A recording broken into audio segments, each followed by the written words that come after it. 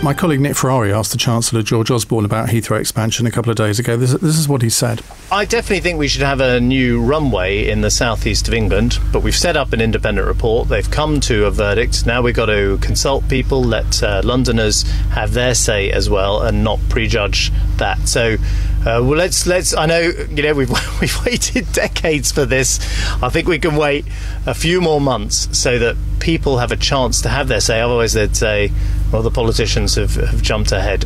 I interpret that as him being quite keen on a third runway at Heathrow. But you seem to be the preferred choice candidate of David Cameron and George Osborne. That's what everybody is saying. Is that how you see it? Well, it's news to me. I mean, I am. Look, I read the same reports that you read, but I don't have any kind of special status in this campaign. There are some. As you know, it's a very, very strong field. There are at least 7 people. I think it is actually 7 people, all of whom have a solid claim to be the Conservative candidate for the mayoral contest. So absolutely not. I mean, I have been described as a front runner in a number of articles, but it's a complicated process of selection. It's going to be a hell of a battle. I have to spend the next few weeks persuading members of the Conservative Party across the whole of London that I'm the person who's most likely to win it, and that if I do win it, I'll be the best news for London. That's my job.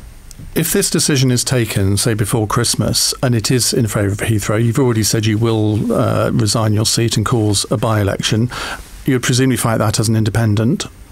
No, you know, the thing is, I'm often asked this. The only thing I know is this, is that I made a pledge 7 years ago. I've repeated it ever since. It's completely clear, and that is that if my party gives a green light for Heathrow expansion, I'm obliged to trigger a by-election. That's the only thing I've said, and that's the only thing I know. What happens in the event that the party gives a green light for Heathrow expansion, which I'm absolutely convinced it won't, by the way. I read George Osborne's comments in a very different way to you earlier, but I don't think I'm going to lose this battle. I don't think we're going to lose this battle, and I think this is really nothing more than hypothesis. But look, I'm committed to triggering a by-election because that's what I said I would do. But of course, I mean, this is your first broadcast interview that you've done since you declared your candidacy. I think every single interviewer is going to ask you the question I'm about to ask you, so I should be very interested in the response.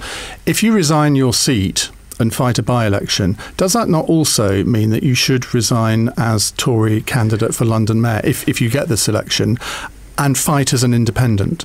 Okay, so first of all, clearly this is, I mean, it is a long-distance hypothesis, but I don't think it would be realistic to imagine fighting 2 campaigns at the same time. I don't think anyone could do it. I certainly couldn't do that. I wouldn't want to do that. But I've made a commitment. I mean, it is black and white, it's as clear as can be, but I made another commitment as well all the way through, and that is that I will fight Heathrow expansion. That's what my constituents expect me to do. So I will do that in whatever way I can. And obviously, if I am the Mayor of London after May, then it provides me another opportunity to continue that campaign. You would be fighting 2 campaigns because you'd be fighting a by-election for what? Well, no, you're 3 or 4 weeks. Stand in a by-election. Pardon? You're assuming I'd stand in a by-election. I am assuming that. Are you saying that you wouldn't? That's a big assumption. Genuinely, the only decision I have made in relation to by-election is that I will honour the pledge that I made. But I just said to you, I wouldn't want to fight 2 campaigns at the same time. So it would just be unrealistic. So if you're Mayor of London, you wouldn't fight the Richmond Park by-election, should there be one? I would not fight 2 election campaigns at the same time. I could not do that. I would not want to do that. And the 2 are in some ways in conflict. A mayoral campaign is not just about Richmond Park and North Kingston, nor is it just about Heathrow. It's about dealing with all the other issues that London faces. I would not. So just to be clear, if you say you can't fight 2 at the same time, which one of them goes? The by-election or the mayoral campaign? I'm committed to triggering a by-election. I'm not committed to standing in a by-election. I will continue to seek my party's nomination as mayoral candidate, come what may, and I will do the best job I possibly can. I hope that's clear. I think that is clear.